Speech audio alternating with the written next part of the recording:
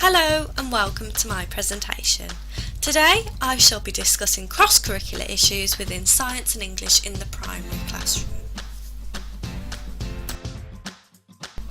During this presentation I will be exploring what is meant by a cross-curricular approach to teaching, the historical influences on today's cross-curricular debate, the arguments surrounding cross-curricular learning, exploring cross-curricular links between primary English and science before evaluating the use of ICT in today's teaching.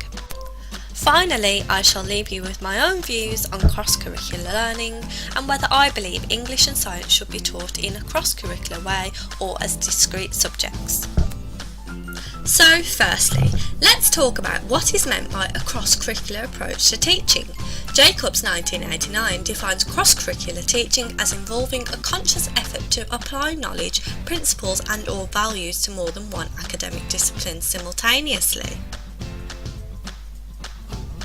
Similarly, Malik and Malik 2011 suggests that cross-curricular learning can also be called curricular integration, by combining subjects into questions for children to answer or interesting topics. Malik and Malik suggest children will have to use existing skills to solve them and develop new ones in the process. Hayes 2010 defined cross-curricular teaching as a method of delivering lessons that allows for subjects to be delivered in thematic or project-based work. This can suggest that we could think about cross-curricular links in diverse ways. Firstly, there are the relations where children apply aspects of learning from one subject to another. For example, the application of literacy in science. Not only will children have the opportunity to deepen their understanding of literacy concepts, they'll also be better equipped to make informed decisions in science. The second type of link is where one subject provides a context for developing learning in another. This is useful because it helps engage children in their learning and provides a mechanism for teachers to adapt activities so that all children can make good progress. Identifying contexts that individuals find motivating give learning a sense of purpose. The Haddo Report 1931 argued the undertaking of a cross-curriculum. Similarly, the Plowden Report emphasises the need to see children as individuals alongside describing Piaget's theory of developmental sequence. The Three Wise Men 1992. The report states some aspects of the core subjects themselves, notably reading, appear to be squeezed. Written in just 1 month, the report certainly caused much controversy.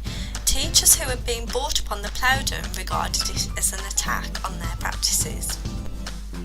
The Rose Review 2009.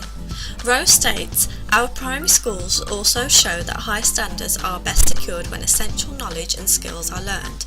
This is through direct high-quality subject teaching and through this how the content being applied and used in cross-curricular studies." Moving on, let's briefly outline some of the arguments at the forefront of the cross-curriculum debate. There are a vast amount of pedagogical advantages in learning this way, as children can apply knowledge from one subject to another without knowing it, alongside as the transferable skills they acquire. The Ofsted report of 2008 agreed that this was the most effective form of learning, and it takes place when it is taught cross-curricular. Again, in the Rose Report of 2009, it was found that cross-curricular learning was more favourable as quoted, "Pupils learn best."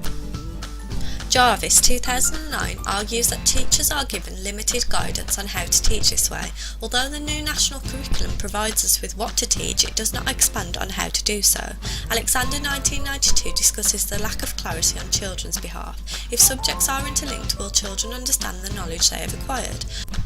Thomas 2012 focused on the assessment elements. He argues that maths and science have separate exams and therefore should not be taught as one. Thank you for listening so far, but please don't forget to go over to part 2 now, where I discuss the connections between science and English, ICT in the primary classroom and a conclusion.